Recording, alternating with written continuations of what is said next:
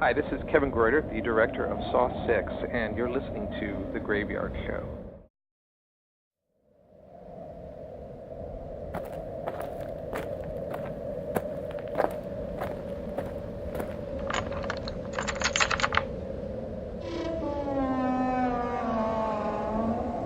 Welcome to the Graveyard.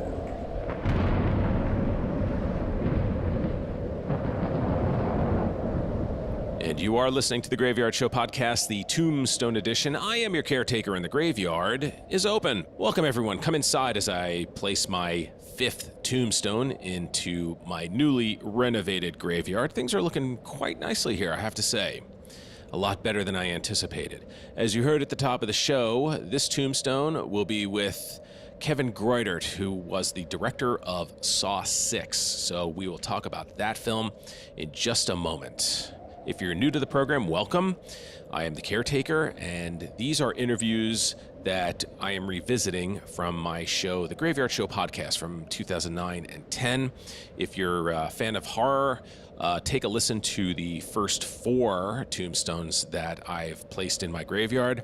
You can find them in the show notes. I've created links to those interviews as well as an introduction that I created when I launched this channel. It'll give you information as to what this is and why I'm doing it. In the meantime, if you have been listening to the program, thank you very much. Welcome back. And stay tuned after this interview. I have some information regarding future shows that I will be uploading to YouTube and what the plan is for that. In the meantime, my trusty werewolf has arrived on time as always, and he will be the one taking you deep inside the Graveyard Show archives, where we will be revisiting my interview with director Kevin Gruetert. The time, October 15th, 2009. The place, Graveyard Show podcast number 41. I will see you right here when you return. Safe travels.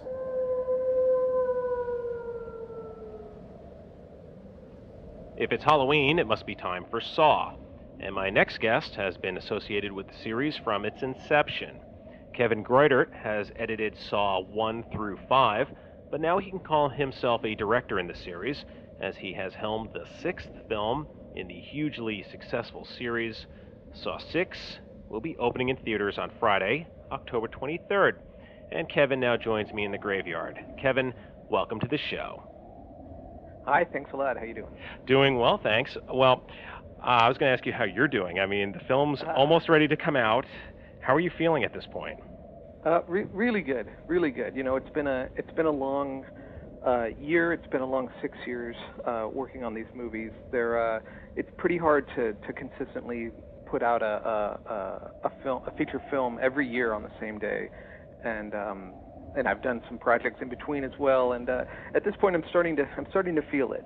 Mm-hmm. And I've had to live in Canada quite a bit for the last 5 years, working on Saws 2 through 6. And I just got home last week after 9 months there doing Saw 6. Wow. And it's very, very nice to be back in familiar country and in my own house. And you know, to be able to sit around and do nothing for a while is a pretty great feeling. And needless to say, yeah. Hopefully needless to say, I'm really excited about the movie, and I was just counting down. It's 19 days now before it comes out, and I'm just super excited because I'm completely confident that it's gonna do well and that the audience is gonna like it. Now, as an editor, you've worked on films either as the editor or as assistant editor. You've worked on films like The Strangers, Repo, The Genetic Opera, Titanic, Armageddon. I mean, you know, huge titles. But I'm wondering, would this be the highlight of your career? Oh, absolutely, yeah. Because, well, obviously something like Titanic it's a great film to have worked on, but my position was very low, Mm-hmm. and I didn't really have any creative input into the film. And I've always wanted to be a director, and you know, it was starting to look like that may never come to pass. But then Saw dropped into my lap, and was a dream come true. So this is definitely the culmination of everything for me. Was it always your goal in life to become a director, or was it something that as an editor you saw and said, you know what, I think I'd really like to get a shot at that? No, I got into film because I wanted to direct, and maybe I just didn't have enough confidence in myself when I came out of film school. I was able to get work in editing, and I enjoyed editing, but I tried for a long time to get into directing through writing while I was editing, and it never really panned out that way, and so I just stuck with editing and looked around for any opportunity that could help me get into directing, and I had a few close calls, but Saw was the one that really clinched it. Mm-hmm. Well, but yeah, I always wanted to make films and do everything. Editing's just one part of the process, so it's great to be able to finally see, oh my God, I really can do these things that I suffered so much self-doubt over in my when I was in my 20s. So yeah, it really is what I wanted to do. Mm-hmm. Now, how did you end up getting involved in the Saw series? I got involved in Saw through the producer Greg Hoffman, who worked. He was an exec at Disney, and then he befriended Mark Berg and Oren Koulis, who were managers for actors at the time. They still are. They got together $1 million, and he found the project Saw for them. I'm not exactly sure how it came into his hands, but it was written by these two Australian kids, James Wan and Lee Winnell. And he said, "This is the project. If you guys want to mortgage your houses and raise $1 million, we can make the movie for $1 million. And it might just go straight to video, but when you're only putting $1 million into it, the risk isn't that high." And it really paid off for them. Now, I knew Greg because I worked on so many Disney movies as an assistant editor, which is kind of crazy, because almost exclusively I worked on kids' films before I did Saw. And I didn't particularly like it. I like a good kids' film, but they're pretty rare, and the ones I worked on weren't that great. Quite a transition, to say the least. It really is, and the funny thing about it is Greg produced George of the Jungle 2, and I was an assistant editor on that, and I had cut together a what they call a gag reel, using footage from the film, and then I pulled images from all over the place and did a lot of visual effects work and music editing, and put together essentially a 5-minute video to show at the party at the end of the shoot. And he liked it so much, when they were putting together the crew for this movie Saw, they came to me, and I was like, whoa, why do you want me? I'm just the assistant editor, and I've never cut a film before. And he said, yeah, but that gag reel. And I was like, okay, well, I'll take it. Great. And I met with James, and we made the film, and it was really hard.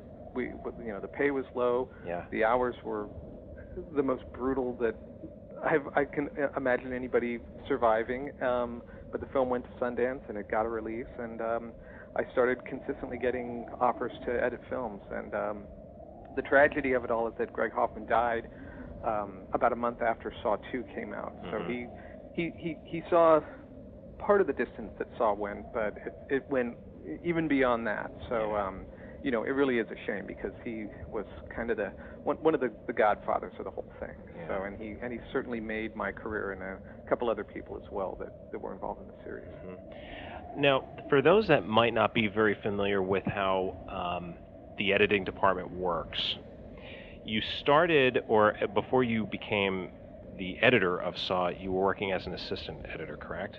That's right. Yeah. And can you tell everybody out there what the difference is as far as the responsibility? Obviously, as the editor, you're responsible for the actual cutting of the film. But can you get into the differences between what it is that you did as an assistant editor, and then when you started working on the first Saw film, how that all changed? Yeah, well, technically, an assistant editor handles all the tasks of the cutting room, except for the actual creative decisions that go into the editing of the movie. And it's a very tedious job, very detail oriented, very, very private. You tend to work alone, and in theory, at least, it's not a creative job. Fortunately, my experience goes back to when we actually physically cut film and really were cutting a print of the movie when we were together. I have always enjoyed using computers, and when we started editing computers, I jumped at it, and it helped me start getting good assistant editor jobs. with computer editing came visual effects and sound editing, and that's when I actually was starting to be able to do really creative stuff, and I think that helped me as well. Even before I got Saw, it helped me as a filmmaker, and it helped show people that I'm not just this drudge who crunches numbers all day. So really, with computers, suddenly anybody could make a film in their living room and put it together, and the sky's the limit when it comes to computer graphics and sound editing on a home computer, and so I really embraced that, and tried to do as much of that in my assistant capacity as possible, and it really paid off. So by the time I was working on Saw as an editor, a lot of those skills came in really handy and prepared me for what I was going to face. Sure. James is a really, really good editor himself, and that helped the process. We're both really good at Adobe After Effects, and so we did a huge amount of the visual effects ourselves together right there in his apartment, and a lot of the graphics, and it all kind of dovetailed together, and I have computers to thank for it. They might be the death of us all someday, but in the meantime, they sure helped my career. Well, you've mentioned visual effects, and I think sometimes people think special effects when they hear the word visual effects. Would you mind just mentioning quickly, like, what visual effects are and how they relate to the filmmaking process? I think when we're getting specific, when you say special effects, then you're often talking about practical effects on the set, like explosions or things that are triggered using a button, and some of the traps that we have in Saw movies. Those are special effects. When we say visual effects, we're talking about things that are done in post-production, usually as computer graphic images. So that's all. Okay. Now, before I get into Saw 6, and I know everybody out there can't wait to hear about the latest film, I kind of want to stay in the world of editing for a little bit, because I don't think it's talked about enough. You've, as I mentioned at the top, you've worked on the series as the editor from parts 1 through 5. I guess you could say you've cut the series, pun intended on that. Right. But how has it proved, or has it proved challenging as each sequel was made over these last few years? In terms of editing, I think it gets a little bit easier for me, because in the first 2 films we established what the editing pattern and style of the film is, and we were inventing the wheel for the first time on Saw 1. If you saw the first cut of the film compared to the 10th cut of the film, you'd see the evolution of Saw itself. It didn't look the same way at the beginning as it did at the end, and that was a very hard process that involved a lot of trial and error. Yeah. By the time I did Saw 5, Saw 5, the director had a different aesthetic, but nonetheless, it was a lot easier to do. The footage was more organized, I suppose, because we knew the kind of shots we need to make a Saw film, and it's short of being a production line or a factory, but to some extent that's true. We kind of know what we're doing now. Sure. Now with this film, because I'm the director, it went back to being very hard again, because as an editor, you kind of sit in a room and you somewhat passively receive footage. You can talk to the director about what you think you should get, but at the end of the day, you're working with what you're given. As a director-editor, the responsibilities in a way double for me. I had an editor, a guy named Andrew Coots, who did a fantastic job, but at the same time, I've got to wear both hats. I think, and I face that. It's a little bit more of a responsibility for me than it is for a lot of first-time directors who are relying on, say, their AD or their cinematographer to help them make sure they get all the right shots. But I really needed to know for myself that I was doing everything I possibly could to get the cool images that I would need to make the best Saw movie of all, or at least try. Sure. It's funny. It's interesting that you mentioned Saw 5. I mean, there are a lot of hard scenes to sit through in the series. I mean, just, from the intensity. I think for me, part 5, the opening sequence was, that was pretty hard. The pendulum. Yeah, I was curious, when you're cutting that scene, did it have like an effect on you, or do these scenes have effect on you as you're cutting it? You know, it depends. Usually they don't, because the hardcore parts, the really gory bits, Mm-hmm. they tend to be shot in very small little pieces. You know, Yeah. where you like the prosthetic will be poised with a knife, and the camera will turn on, and they'll say action, and then you'll just get that one little moment, and then you put all those moments together and turn it into a film. But Yeah. sometimes, and in that scene included, some of the shots are just amazing. When you know, it's the same deal where the camera says, the director says action, but then you really do see a blade go through that guy's belly.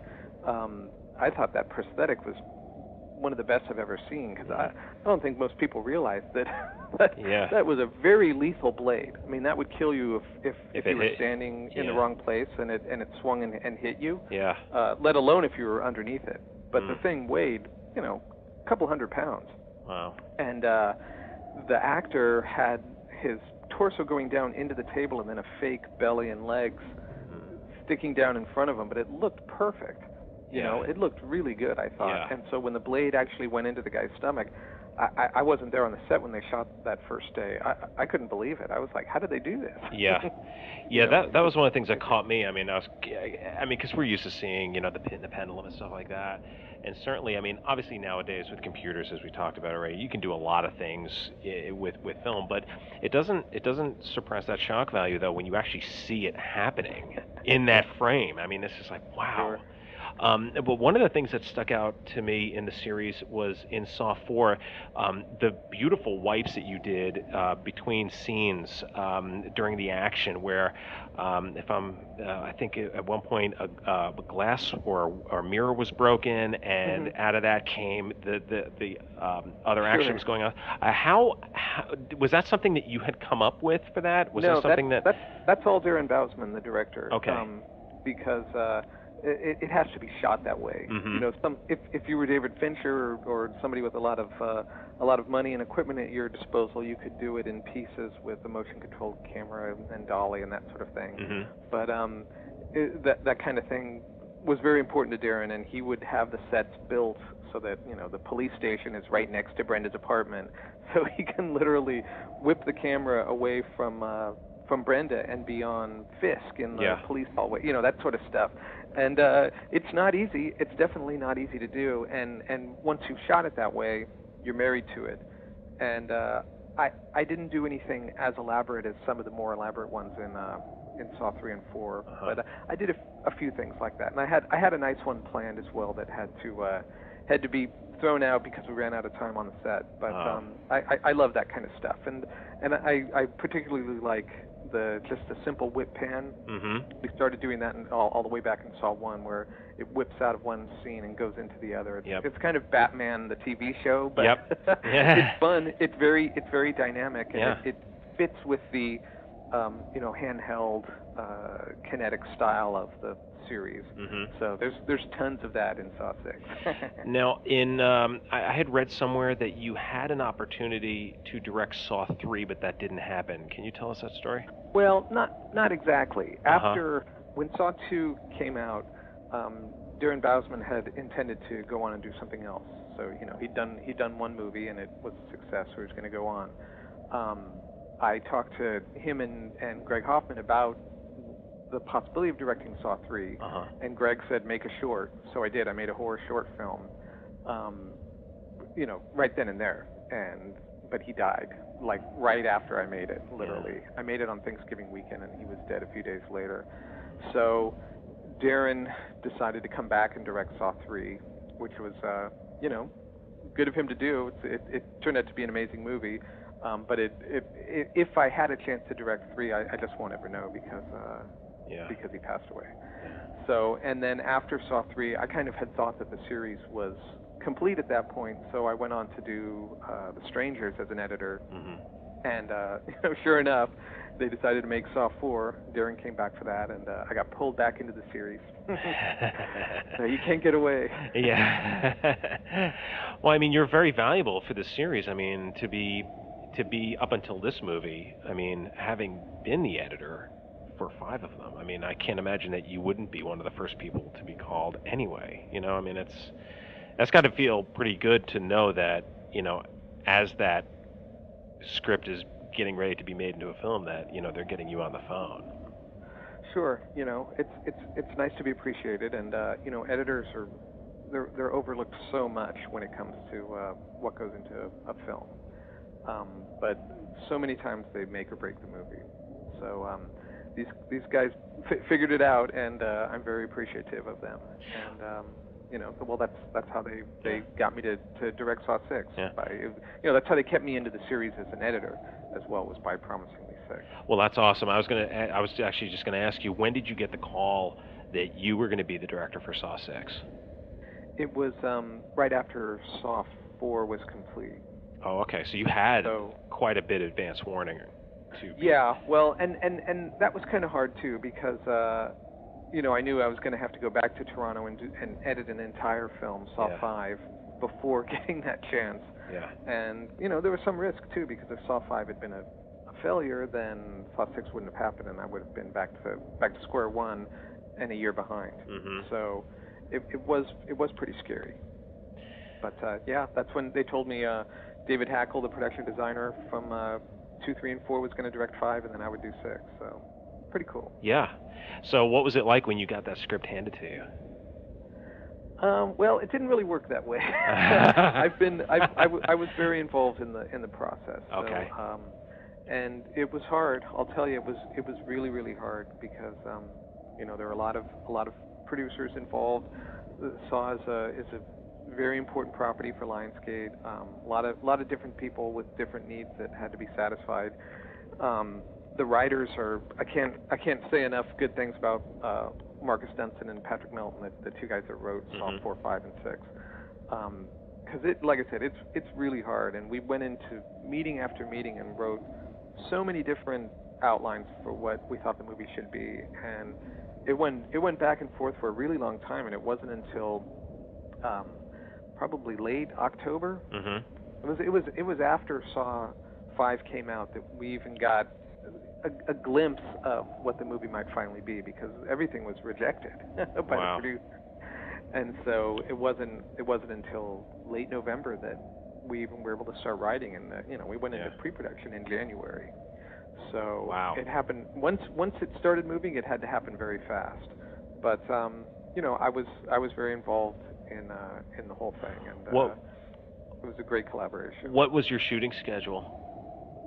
We shot for 31 days. Wow. Actually, I think we went over a day.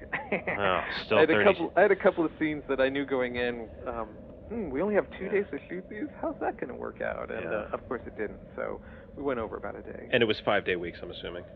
5-day weeks. Yeah, so I mean, wow, not even 7 weeks.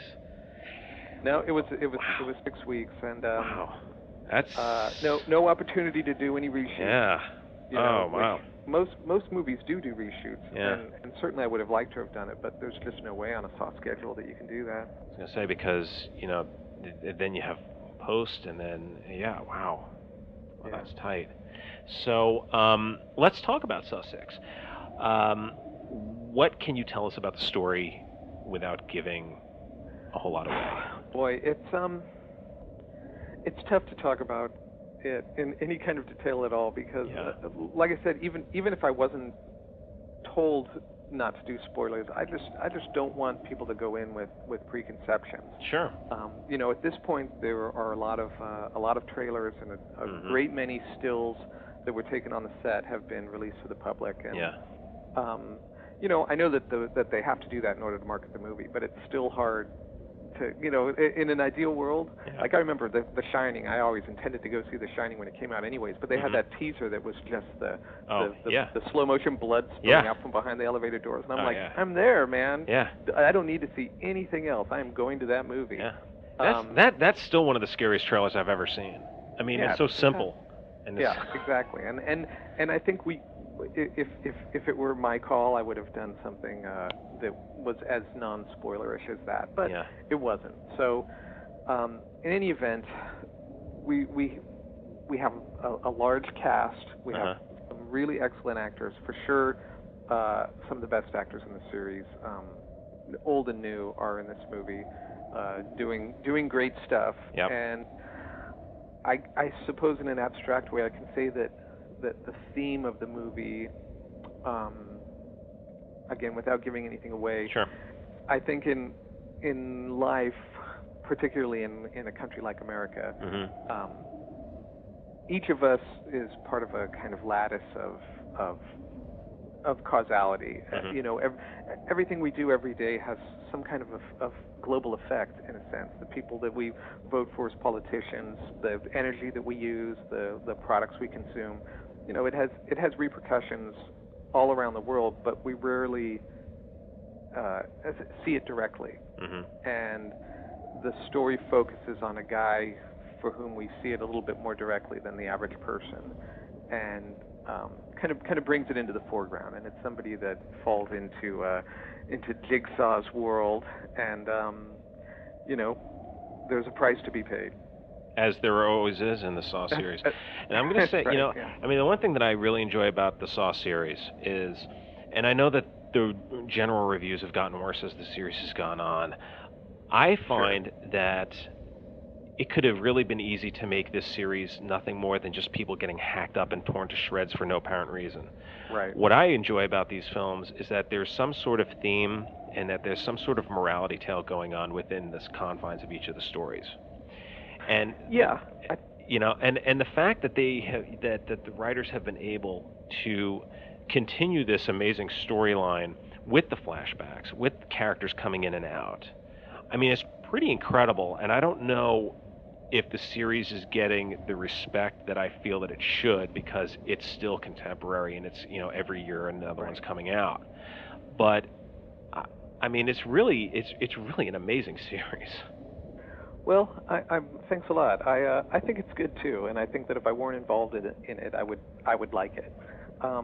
The films aren't perfect. I'm the first one to say that. There's a lot of things that I would like to be able to do even better. But you know, that said, everybody that's involved in it really does want it to be kind of a morality play, and a lot of the people, no names mentioned, but a lot of the people that work on Saw movies aren't even horror fans. They just like good movies, and we happen to be working on a horror movie. So I think in some ways that actually helps, because if it was just a horror movie, then you could just say, well, people just want to see, as you say, people get hacked up. Yeah. And, you know, bad college kids getting into bad situations. But we're not interested in something that simple. We really do want it to have a kind of a gravity. Yeah, and I mean, look, I mean, very few films that have been made in the history of cinema, let alone even the horror genre, are perfect. And I mean, I know people can look and go, oh, well, at the end of the day, I mean, these are, well-made films, and, you know, I understand if gore is not your thing, then you're not going to like it anyway, so it doesn't matter. But I think that this series has really kept, you know what you're getting going into a Saw film. I don't feel like I've ever felt like I've been cheated seeing any of these movies. And getting into part 6, and looking back now at the previous 5 films, I mean, most of the main characters have perished over the series. Did you feel that this film might be a new start to the Saw series? Well, I think it's more an end of something. Even though I think, as the world now knows, there's a Saw 7 quickly ramping into production. But this film was meant to have a great deal of finality to it, and I don't know what they're cooking up for 7, but it's going to be something quite different, I think.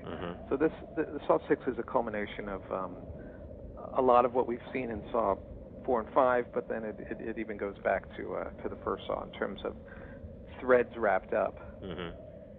So it's certainly not a film that's trying to reboot the series, because it didn't really need to be rebooted. It's still the box office is declining, but it's not like it's, you know, dying. Yeah, exactly. I mean, obviously. You know what I mean? I think a lot of producers out there would be pretty happy to make $57 million domestic on a $10 million movie. So, well, I think all of them. Well, I don't know about the first one, but I think all of them have been number 1 at their opening weekends. I think. I think so. Maybe not. Well, two had a big opening. I think it was. Yeah. I think it beat Zorro and. I mean, the fact that it's still going as strong as it's going even though you know you're going to have your built-in audience. I mean, you have your built-in audience with a lot of series. I mean, but the fact that it's still going. I mean, at some point, even I guess other than Halloween 4, I guess had a big opening because Michael Myers was back. But I mean, Right. as far as like when you think of after that, I don't think that, I mean, they did well, but I don't think they had the impact that Saw has. I don't think Friday the 13th did.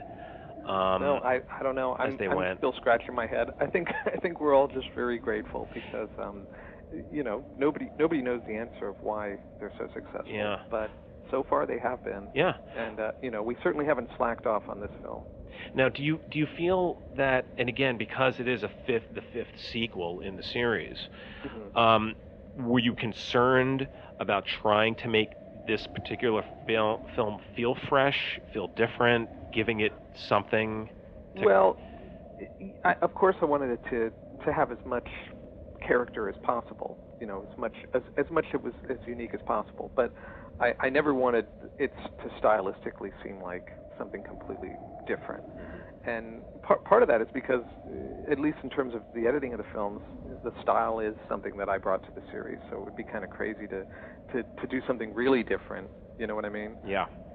But I think that there's a lot that's very fresh about it.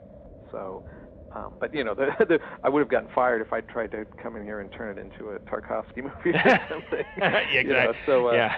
It's definitely a Saw film. Yeah. But I think it's very energetic and creepy and imaginative, and most of all, I think it's really emotional. That's something that I really wanted to do, because not all the Saws have been equally deep in character, and I was definitely hoping that audiences will connect to the characters in this film. Yeah, I was going to ask if because again, as I've now said about 1 million times, you've been a part of the series since the beginning. Do you feel that you had an advantage going into this film as a director, having cut these films, really being, immersed in these films? Oh yeah, for sure. If they brought in a director from the outside, they would have had to do a great deal of schooling to that person. Even when they brought Marcus and Patrick in, there were a lot of things that when they were developing Saw 4, they're like, no guys, this is Saw.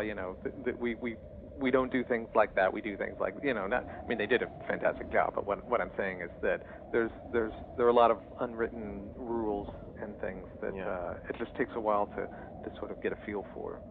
I knew most of the actors pretty well by this point. That helped a lot. I knew the crew pretty well, although I was always a sort of a distant figure that occasionally showed up on the set. And, a lot of people didn't know me until Saw 5 when I started shooting second unit. Okay. They knew my wife Elizabeth very well because she loved to go to the set. She never comes to the editing room because it's so boring.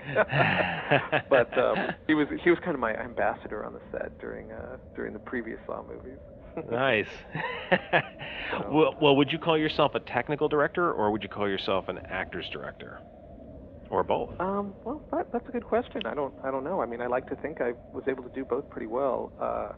I really enjoyed working with the actors a lot, but at the same time, I know a lot about cinema language, and I'm not super adept at all the details of camera and lighting, but I think I knew enough to be able to communicate what I was trying to do. So I couldn't tell you. That's something that maybe someone on the set could say, yeah, Kevin, he's just technical. The actors couldn't stand him, or something like that. Or the actors could say, oh, he was really great, but he was just blundering his way through, setting up shots.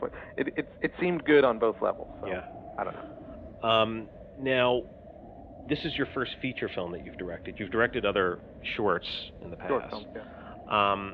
What did you learn from this experience as a first-time director? Well, you can never flag. You can never take anything for granted. People don't necessarily like it when you micromanage, but you just have to do it. And if you feel doubt about whether or not something, whether it's the right way to do it, it's good to really think about it and work on it and try and make that doubt go away. I also learned that I just have to trust my instincts, and whether they're right or wrong, if they're wrong, it's still part of a consistent vision, and things. The more I trusted myself, the better things worked out. I learned 1,000 detailed things. In terms of actors, I know that I'd seen in various situations actors that weren't getting enough feedback and not getting enough support, I think.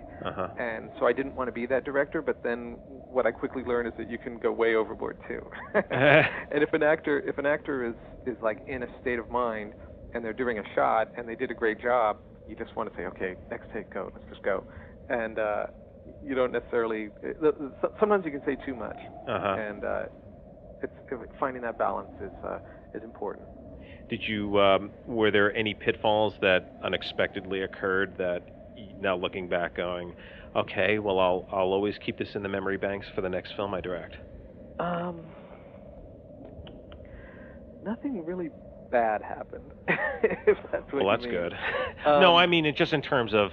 like lessons learned? Like going into it going, you know what, this scene should be very easy. It's two people talking in a room, and then all of a sudden going, oh my God, Well, I suppose, yeah, you know what, that actually was a lesson I kind of learned. When I would be very prepared each day with a shot list going in, but when you actually get onto the stage with the actors and the crew and you say, okay, I'd like you should start here and this part of the conversation is here, and then you walk over here, and then one of the actors will say, well, that doesn't make sense because I would go over here to the other side of the room. Yeah. And once that starts happening and people are giving different ideas, you either have to say, no, we have to do it this way because I need the last shot to be you guys framed in this window or something like that. Or you think about it and you're like, well, shoot, that makes my whole shot list for the day go out the window, but they're right. We really should do it the way the actors feel more natural doing it. And it means thinking on your feet really fast, and it can be very stressful. Sure. Because you can plan a scene for months and have it just disappear when the blocking starts shifting under your feet. Obviously, as director, ultimately they have to do what you want, but I found generally when I went with the actors' intuitions for blocking, it helped a lot. Yeah. Well, and especially it brought a lot of life I'm to the sorry. scene. Yeah, I was gonna say. I mean, especially when you're on a 30-day shooting schedule. I mean, it's like, the clock's ticking. You can't mess around. Yeah. Yeah. I mean, because that's one of the descriptions I've been told about filmmaking, is that it's a race against time. Oh yeah. Because it's like, okay, well, the actors, their call times are here, and this is how long it's going to be in makeup, and then now, of course, you're dealing with special effects in this particular film, and you're talking about setup time, you're talking about, special effects, you're talking about, pre-lighting. It's a nightmare. Yeah. And we did a lot of our hardest. We started pretty easy with some of the more talky scenes, and then we got into the harder and harder set piece scenes, and by the end, well, actually, by close to the end, we were doing really hard scenes. But then we went back to dialogue scenes, and it was like, God, it must be really easy to make a film where it's just people talking and not people killing each other with complicated machines that don't work and smoke everywhere. Well, speaking of which, did you have an issue? And I'm not looking to throw anybody under the bus, but I mean, that's right. Were there ever any moments where it was like this particular piece had an issue where it's like, oh, okay, we gotta. It's always like that. Yeah, of course. Yeah. And everybody does a good job, but it's really hard. Contrary to what people might tell you about these movies, these machines generally are not really what they look like.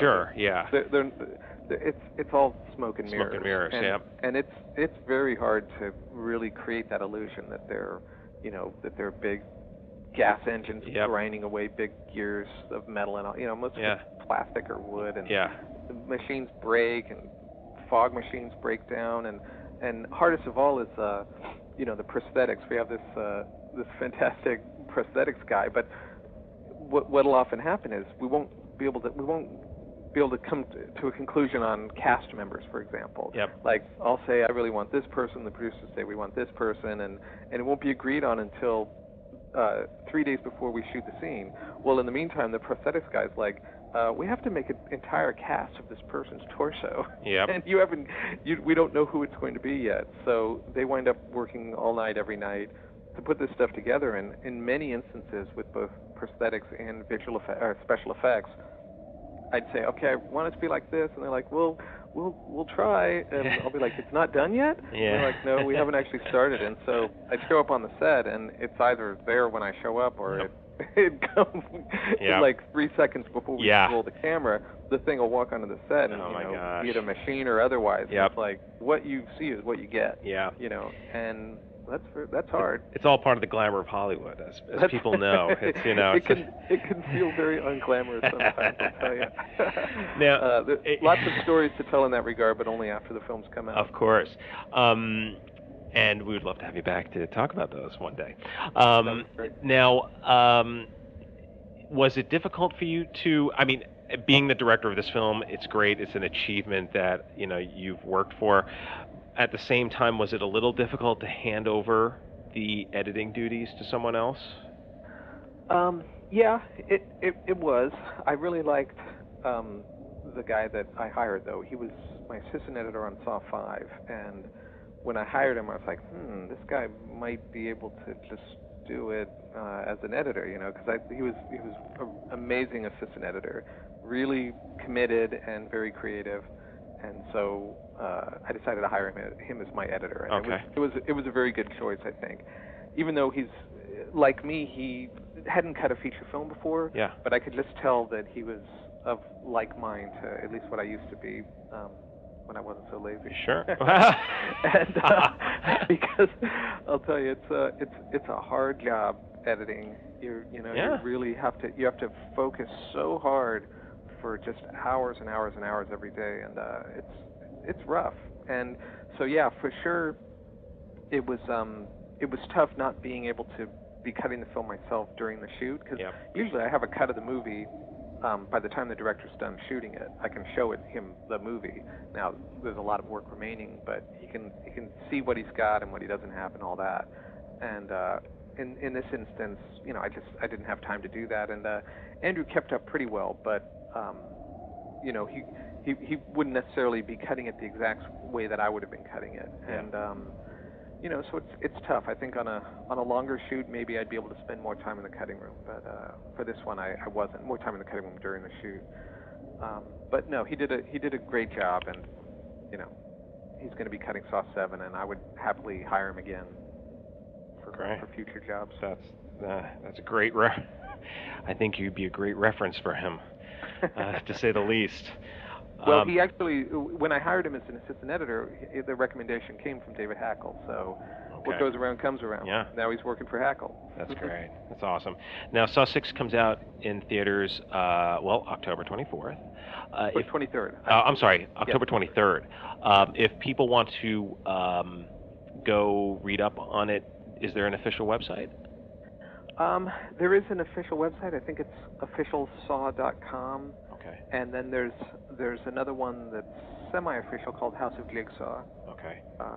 .com, and I haven't been posting on official Saw that much, but I've posted quite a lot on House of Jigsaw. Okay. And then I have a blog at KevinGruetert.com. But again, once I finish a film, I got kind of lazy there. Well, plus, it's hard to do a daily blog when it's all secret. Well, yeah, and today was a great day. That's about all I can say. And I mean, you're exhausted. I don't think people understand how draining film shoots can be. I mean, even if you're just sitting in your chair all day, looking at the monitor, you're still planning stuff. You're still looking ahead. You have all this information coming at you. I mean, film shoots are exhausting. I mean, it's hard. I actually lost a lot of weight, and I certainly ate a lot. Yeah. Well, craft service, That's right. I figured this might be my only directing job in my whole life, so I better have them bringing a lot of food on the set. I ate a lot of tuna melt, but and I'm the type that likes to be on my feet, really on the set as much as possible. We had a video village, of course, but I'm very hands-on.